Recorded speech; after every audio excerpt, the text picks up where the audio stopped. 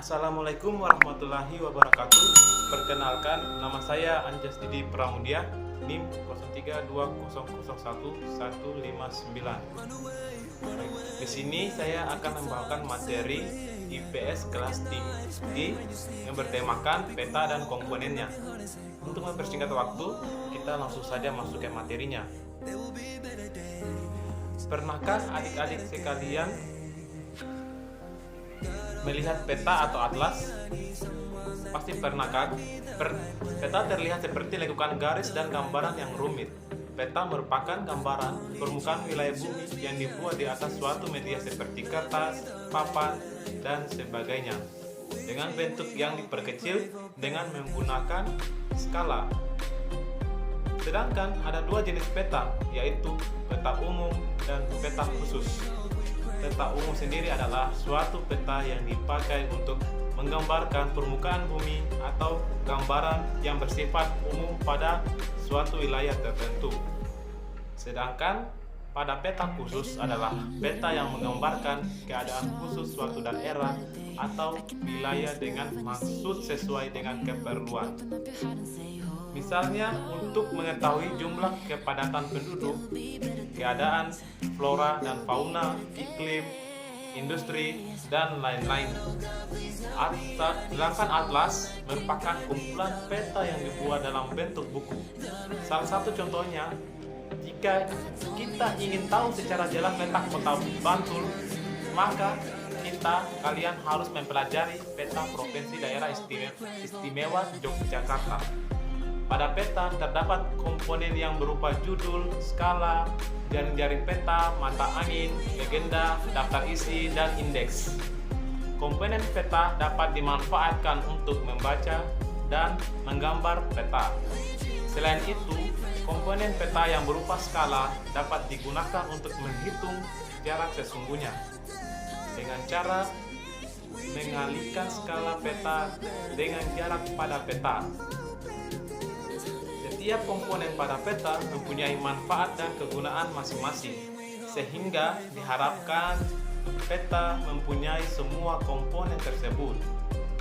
Oleh karena itu, peta yang bagus adalah peta yang mempunyai semua komponen tersebut. Baik, adik-adik sekarang kita masuk pada komponen peta terdiri dari judul dan skala. Apa itu judul? Judul dipakai untuk memberi nama pada peta atau atlas. Judul pada atlas tertulis di bagian kulit depan atlas, sedangkan judul pada peta ditulis di bagian atas peta.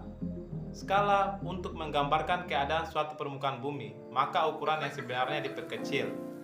Skala peta adalah perbandingan ukuran gambar pada peta dengan keadaan yang sebenarnya.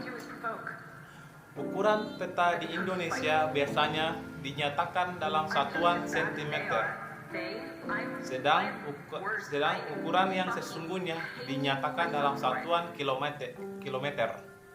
Skala untuk menggambar peta ada dua macam, yaitu adik-adik. Pertama, skala numerik menggunakan angka dan skala grafik. Selanjutnya kita masuk pada materi jaring-jaring peta. Pada peta terdapat beberapa garis, yaitu garis tepi, garis tegak, dan garis datar. Garis-garis itu disebut jaring-jaring peta. Garis tegak disebut garis bujur yang dibedakan menjadi bujur barat dan bujur timur. Garis mendatar disebut garis lintang dan dibedakan menjadi lintang utara dan lintang selatan. Garis lintang disebut garis khatulistiwa atau ekuator. Garis tepi peta adalah garis pada bagian tepi peta yang lebih tebal daripada garis bujur dan garis lintang. Selanjutnya kita masuk pada materi mata angin. Dalam peta biasanya digambarkan pula mata angin adik-adik yang berguna untuk menunjukkan 4 arah penjuru alam, yaitu utara, selatan, timur, dan barat. Mata angin arah utara menunjuk bagian atas. Coba berdirilah di tempat kalian. Ayo adik-adik tunjukkan arah utara, selatan, timur, dan barat dengan merentangkan tangan pada masing-masing arah tersebut.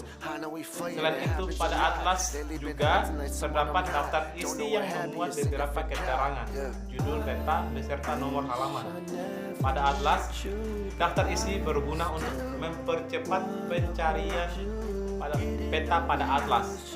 Pada akhir atlas terdapat indeks yang disusun urut secara alfabetis dari atas ke bawah. Kemudian dipindahkan ke kolom sebelah kanan dari atas ke bawah dan seterusnya. Penyusunan indeks berdasarkan kenampakan alam tertentu, misalnya kelompok kota, gunung, danau, sungai, pulau, dan lain-lain. Baik, adik-adik sekalian, mungkin hanya itu materi yang saya bisa sampaikan kepada adik-adik.